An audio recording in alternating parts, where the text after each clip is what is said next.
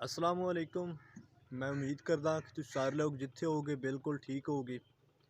तो अज सूरत हाल बहुत ज़्यादा वध गई है। बर्फबारी कक्कर बहुत ढेर हो गए साढ़े पिंड, सारे पिंड च मेरे ख्याल है सूरत हाल चल रही होनी। टाइम जोड़ा वो 8 हो गए तो यह देखो, यह निरी बर्फ ही बर्फ है। चेक करो,